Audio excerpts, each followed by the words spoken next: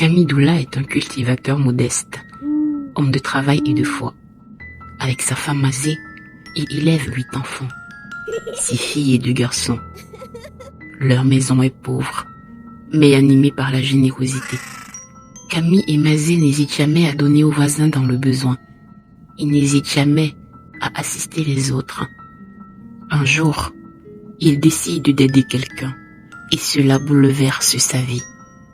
Cette histoire raconte comment un pacte étrange avec un protecteur venu d'ailleurs transforma le destin d'une famille et jusqu'à celui d'une nation entière. Camille est un homme très travailleur. Il possède plusieurs terres qu'il cultive avec son épouse et quelques-uns de leurs enfants. Un jour, Camille se rend dans un champ et, dans un buisson, il voit un énorme serpent en train d'avaler un homme qui ne semble pas se débattre. Camille s'arme d'une machette, frappe le serpent qui lâche l'homme et s'en va rapidement. L'homme regarde faiblement Camille et lui dit « Merci de m'avoir sauvé, mais je ne sais pas si je vais vivre. » Et de nulle part apparaît un vieil homme qui demande ce qui s'est passé. Camille lui raconte la scène. Le vieil homme dit à Camille « Le sort de ce jeune homme est scellé, parce que le serpent qui a voulu l'avaler n'est pas un serpent ordinaire. Pour le sauver, il faut qu'il épouse une jeune femme belle et travailleuse. » Camille répond « Ce n'est pas un problème. J'ai plusieurs filles prêtes à être mariées. Elles sont pour la plupart très travailleuses. Il n'a qu'à choisir celle qu'il veut. » Le vieil homme réplique « Il ne les connaît pas. Choisis-en une toi-même. » Camille lui dit « J'en ai une en tête. » Le vieil homme demande « Comment s'appelle-t-elle » Camille répond « Abidoula. » Le vieil homme dit « C'est bien. Je vais emmener le jeune homme chez moi. Et demain, à cette même heure, il viendra rencontrer ta fille. » Camille lui demande « Comment saura-t-il où je vis ?» Le vieil homme répond « Ne t'inquiète pas. » Camille dit alors « Qui es-tu ? Laisse-moi emmener le jeune homme au dispensaire du village. » Le vieil homme refuse, porte le jeune homme et l'emmène. Camille reste bouche bée et retourne travailler dans son champ. 1 heure plus tard, un jeune homme vient le trouver dans son champ et lui annonce que sa fille Abby est morte. Camille se met à pleurer et demande « Que s'est-il passé ?» Le jeune homme répond « Rien. On l'a juste retrouvée morte à l'arrière de la maison. » Camille rentre à la maison triste et on enterre Abby. Le lendemain, à l'heure indiquée, l'homme arrive chez Camille. Camille le voit et se dirige vers lui. Celui-ci a apporté de nombreux cadeaux. Camille lui dit « Ramène tes cadeaux, car la fille que je devais te donner en mariage est décédée hier. » Le jeune homme surpris demande « Était-elle malade ?» Camille répond « Non. » Le jeune homme demande « Comment allons-nous faire maintenant? Je vous ai apporté des cadeaux. Et selon Zé, le vieil homme qui m'a guéri, il me faut absolument épouser une femme, sinon je vais mourir. » Camille lui dit « Alors, prends ma deuxième fille, Soso Doula. » Le jeune homme accepte. « D'accord, prends ces cadeaux, dit-il. Je te laisse faire ton deuil. Dans 3 jours, je viendrai rencontrer Soso. » Le jeune homme s'en va. 2 jours après la rencontre, alors que Camille se rend dans ses champs, un jeune homme vient le trouver en criant, paniqué. Soso a été retrouvée morte dans la cuisine. Camille demande « Que s'est-il passé ?»« Rien, » répond le jeune homme. Cela se répète. Camille perd 3 de ses filles de façon mystérieuse. Le jeune homme revient et lui demande une autre de ses filles. Camille dit « Je crois que tu devras trouver une femme à épouser ailleurs, parce que chaque fois que je t'ai proposé une de mes filles, celle-ci est morte de façon étrange. Peut-être est-ce quelqu'un qui ne veut pas que je fasse marier mes filles. Je préfère les garder près de moi. » Puis le jeune homme propose « Alors, donne-moi un de tes fils pour qu'il vienne travailler chez moi. Je pourrais même lui donner beaucoup d'argent. » « D'accord, » dit Camille. « Prends l'ami Doula. Il est vigoureux et travailleur, contrairement à mon autre enfant, Amidoula, très paresseux. » Le jeune homme répond « D'accord, fais ses affaires. Je viendrai demain à la même heure le chercher. À peine est-il parti que l'ami Doula qui était aux toilettes tombe et se fracasse la tête. Le lendemain, le jeune homme ne vient pas. Plusieurs semaines passent. Aucune nouvelle. Un jour, Camille est au champ tout seul. Il travaille tranquillement. Lorsqu'il voit arriver vers lui un serpent, il prend aussitôt une machette. Mais voit apparaître derrière le serpent le jeune homme qui lui dit « Pose ta machette. Ne fais pas de mal à ce serpent. C'est mon protecteur. » Camille reste figé, le regardant. Le jeune homme poursuit. « Tu as beaucoup donné aujourd'hui. Je suis venu pour te récompenser. Que veux-tu? Demande-le-moi. » Camille répond. « Mais j'ai vu ce serpent t'avaler. » Le jeune homme explique. « Il m'a avalé, oui. Mais pour me transporter dans le village où je suis chef. Et toi, tu l'as blessé. Il fallait du sang pour qu'il retrouve des forces. Et du sang de celui qui l'a blessé ou de sa lignée. Et tu m'en as donné. Merci. Mais tu m'en as beaucoup donné. Et maintenant, tu dois être récompensé. » Camille demande. Et le vieil homme, qui est-il? C'est mon serviteur, répond le jeune homme. Il a su que le serpent et moi étions en danger, et il est apparu pour nous sauver.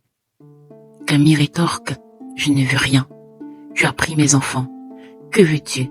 Que je te demande quelque chose et que tu fasses l'inverse? Non, répond le jeune homme. Je te jure, sur tout ce que j'ai de plus sacré, je ne te prendrai personne. Je veux que tu fasses quelque chose pour mon fils, Amidola, dit Camille. C'est un paresseux. Il n'aime ni l'école, ni les travaux champêtres. Il n'aime rien. J'ai peur pour son avenir, continue Camille. Je ferai de lui un très grand guérisseur, dit le jeune homme. Il connaîtra les plantes et leurs vertus. Il pourra voir des choses que seules des personnes extraordinaires peuvent voir. Il pourra sauver, mais aussi tuer. C'est à lui de choisir. En tout cas, il aura une grande connaissance des plantes et de leurs vertus, continue-t-il. Mais il y a une condition. J'en étais sûr, dit Camille. Le jeune homme reprend. Aucun, je dis bien, aucun membre de ta famille ne doit attaquer un serpent, ni en manger un, consciemment ou volontairement. Sinon, il le paiera. C'est votre protecteur. Il vous accompagnera partout et exaucera les demandes d'Amidoula. Vous ne devez donc jamais faire du mal à ses frères. Et il disparaît. Camille rentre à la maison et sans explication interdit aux membres de sa famille d'attaquer un serpent ou même d'en manger. Des années passent. Amidoula change. Il s'intéresse beaucoup aux plantes, fait des mélanges, guérit même certaines maladies. Camille est heureux. Ami épouse une jeune femme nommée Zézé. Ils ont un garçon. Ils vivent dans la maison avec Camille et sa femme. Un jour, que Camille est au champ, la femme d'Amidoula surprend sur la véranda un serpent qui semble vouloir avaler son fils.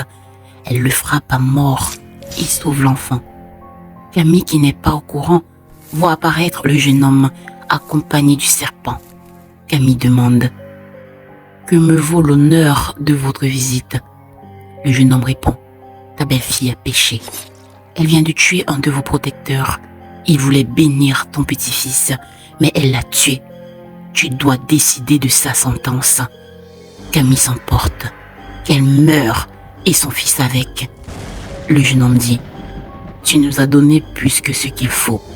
Tu es quelqu'un de bien. Je t'ai pris beaucoup d'enfants. Je vais te prendre ton petit-fils et ta belle-fille. En échange, je vais te donner un fils. » Camille rit et dit « Je suis si vieux et ma femme est avancée en âge. Comment cela sera-t-il possible ?» Le jeune homme lui réplique « Depuis que tu me connais, ai-je pris une ride ?» Camille reste silencieux. « Rien n'est impossible, dit-il. Dis-moi juste ce que tu veux. » « Si tu me permets d'avoir un fils, dit Camille, Je veux qu'il règne sur une nation, une grande nation. Une nation? Demande le jeune homme. Un village? Être chef d'un village? Demande-t-il. Non, répond Camille.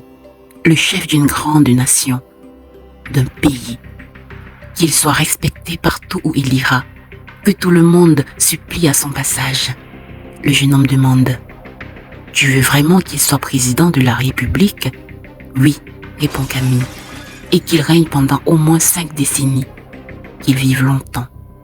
Que quiconque voudra lui faire du mal échoue. Que quiconque souhaitera sa mort meure. Et que ma femme vive assez longtemps pour voir cela. Et moi aussi. Tu m'as pris beaucoup. Je le mérite. Le jeune homme répond. Il sera président de la République. Il vivra très longtemps. Il régnera très longtemps. Seule la mort le séparera de son poste. Il sera protégé par de très grands esprits parce que tu as payé le prix. Et tu vas l'appeler Lupa Bati Didoula. Ta femme vivra assez longtemps pour voir cela, mais pas toi. Toutefois, tu auras l'opportunité d'en voir une partie. N'oublie pas de lui dire. Il ne doit ni manger, ni tuer un serpent. Camille rentre à la maison. La femme et l'enfant d'Amidoula sont morts. Et lors de leur enterrement, Ami déclare les avoir vus et que sa femme lui a dit au revoir, qu'elle s'en allait dans un petit village où l'appelait le chef. Et celle-ci était accompagnée d'un serpent. Depuis ce jour, il voit des choses que l'œil humain ne perçoit pas. Quelques mois plus tard, l'épouse de Camille sent quelque chose bouger dans son ventre. Elle sent comme des coups de pied. Serait-elle enceinte? Se demande-t-elle. Mais elle a un petit doute, vu son âge avancé. Mais un jour, qu'elle balaie la cour, Amidoula sort et lui dit « Dans ton ventre, il y a un chef. » Celle-ci ne comprend pas. Elle décide de se rendre au dispensaire et les examens confirment. Elle est bel et bien enceinte. Les mois passent. Un jour qu'il travaille au champ, des serpents surgissent de partout, petits comme grands. En pleine canicule, apparaît dans le ciel un arc-en-ciel. Et soudain, la femme de Camille, qui est dans les champs avec Camille, commence à se plaindre de douleur.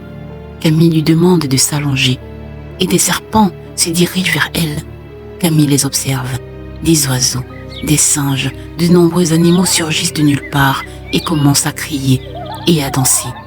Plus ils crient, plus les douleurs s'intensifient. Elle pense c'est l'heure de l'accouchement. Elle retire sa petite culotte et un serpent fonce dans son entrejambe. Elle sent comme s'il aspirait son bébé.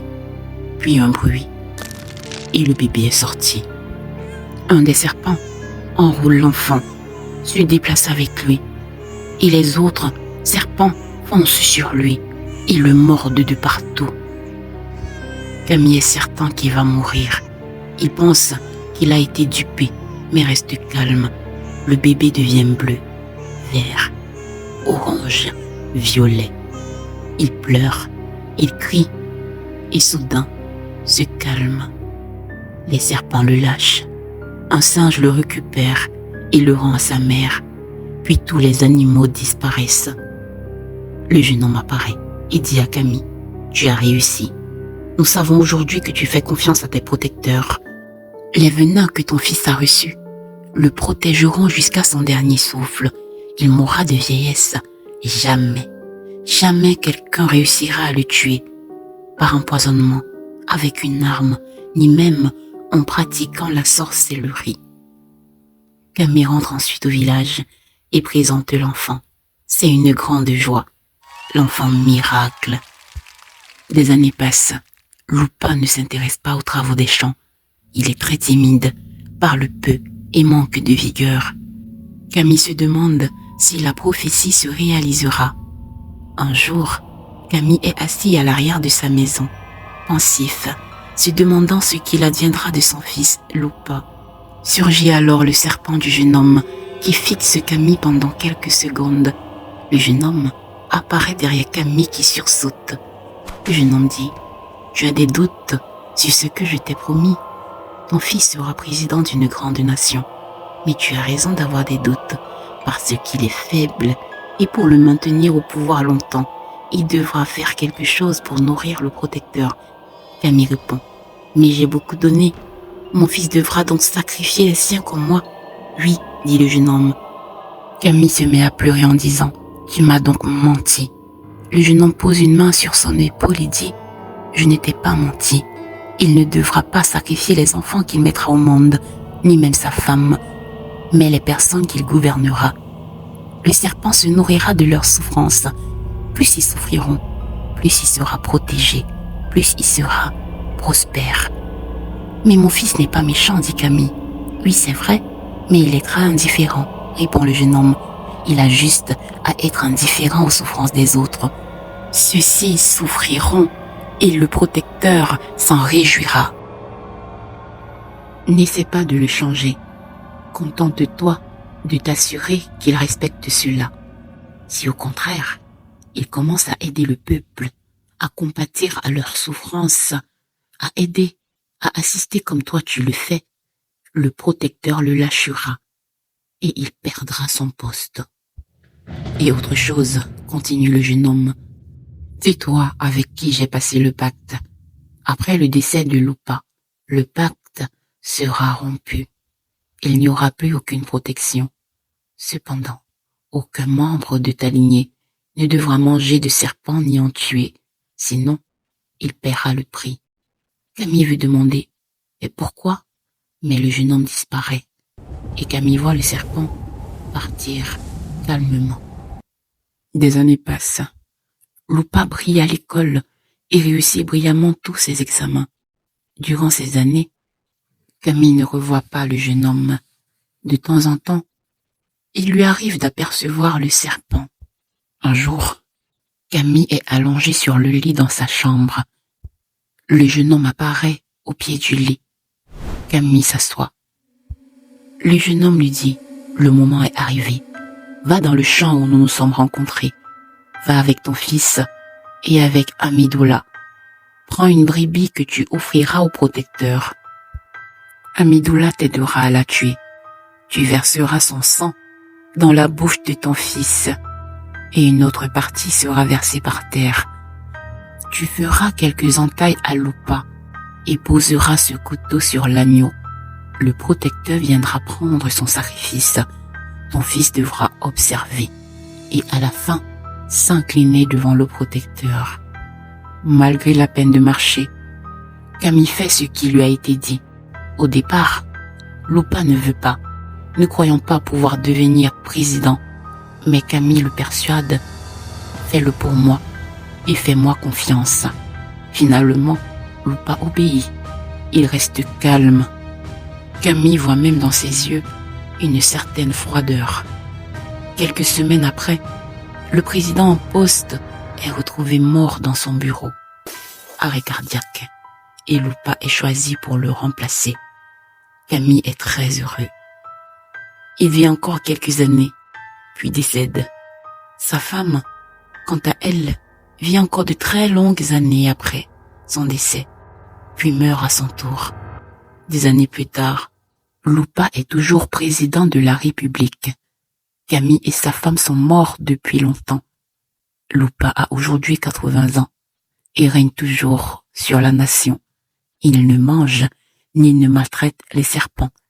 Il nourrit les serpents comme l'avait demandé le jeune homme, avec la souffrance du peuple. Plusieurs fois, des personnes ont tenté de renverser son régime, de mettre fin à ses jours, mais n'y sont pas parvenues. Au contraire, elles sont mortes et Lupa a prospéré davantage. Amidoula très vieux est encore à ses côtés et veille, avec leur protecteur, à sa sécurité. Mais le jeune homme ne lui est jamais apparu. Lupa a juste vu, de temps en temps, apparaître le protecteur après chacune de ses réélections. Il est en pleine forme. Amidoula, qui de temps en temps consulte les esprits pour lui a rassuré. Il vivra encore 20 ans. La maison des doulas fut humble, mais le pacte qu'elle conclut changea l'histoire au-delà du foyer familial. Cette histoire montre que le pouvoir peut naître d'un prix payé par d'autres, que la protection a toujours un coût et que les choix, même faits par bonté, portent des conséquences imprévues. Ceux qui règnent longtemps trouvent parfois leur force dans l'indifférence à l'endroit des uns, dans la maltraitance à l'endroit des autres. Ceux qui donnent tout n'obtiennent qu'un aperçu de la gloire de leurs descendants. Les doulas laissèrent à la nation un président protégé et à la mémoire une histoire où le bien et le terrible se mêlent, où serpents et humains tissent ensemble le destin des hommes.